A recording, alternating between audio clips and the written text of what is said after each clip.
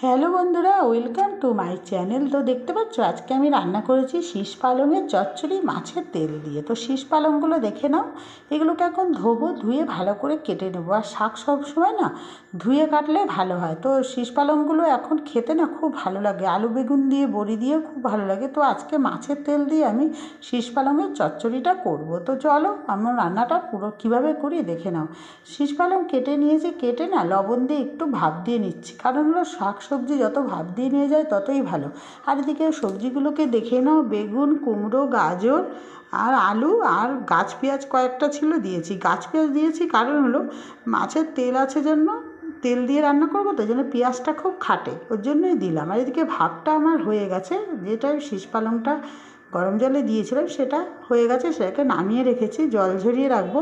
এইবার এই কড়াইতে আমি তেল দিয়ে দিয়েছি। তেল দিয়ে সবজিগুলো কাটার পরে আমি একটু লবণ হলুদ মাখিয়ে রেখেছিলাম। আর লবণ হলুদ মাখিয়ে রাখলে না সবজিটা খুব ভালো হয় রান্না।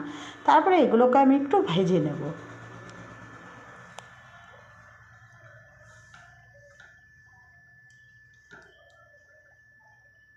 তো আমি একটু ঢাকা দিয়েই ভাজবো। তো দেখো আমার ভাজা হয়ে গেছে, এবার আমি সবজিগুলোকে সব তুলে নেব।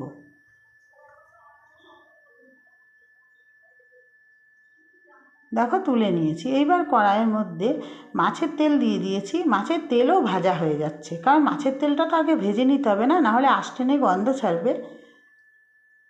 তারপরে মাছের তেলটা তুলে নিয়ে ওই তেলের মধ্যেই আমি আর বেশি তেল দেবো না, অল্প একটু পরিমাণে তেল দিয়েছি, 1 চামচ মতো সর্ষের তেল এর মধ্যে দিয়ে দিয়েছি। তেলটা তুলে নেওয়ার পরে ওই কড়াইয়ের মধ্যে 2টো শুকনো লঙ্কা, কালো জিরে ফোড়ন দিয়েছি।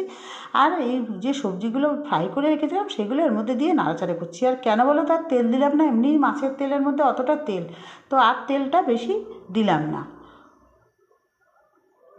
এইবার যে শাকগুলো ভাপ দেওয়া ছিল সেগুলো এর মধ্যে দিয়ে দিচ্ছি। দেওয়ার পরে আমি এগুলোকে একসঙ্গে মিশিয়ে নিচ্ছি সবজির সাথে শাকগুলো। তারপরে মশলা দিয়ে দেবো, কাশ্মীরি মির্চ 1 চামচ, পরিমাণ মতন হলুদ, 1 চামচ জিরে ধনে পাউডার, স্বাদ মতো লবণ দিয়ে নাড়াচাড়া করব। মশলাটা এর মধ্যে পুরোটা মিশিয়ে নেব। মিশিয়ে তারপরে আমি এর মধ্যে 1 চামচ চিনি দেবো। আর মিষ্টি তো একটু দিতেই হবে, বলো বন্ধুরা, মিষ্টি না দিলে কি স্বাদ খোলে? যে কোনো জিনিসই এইসব চচ্চড়িতে একটু মিষ্টি দিতেই হয়। আর এটা না চাইলে বড়ি দেওয়া যায়, আমি মাছের তেল দেবো জন্য বড়ি দিলাম না। এইবার আমি মাছের তেলটা এর মধ্যে দিয়ে দেবো।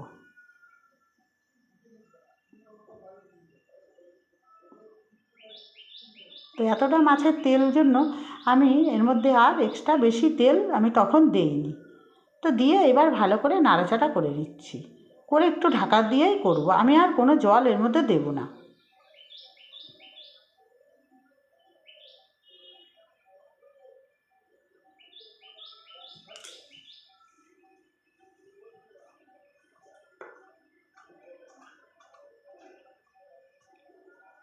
তো দেখো ঢাকা খুলে নিয়েছি।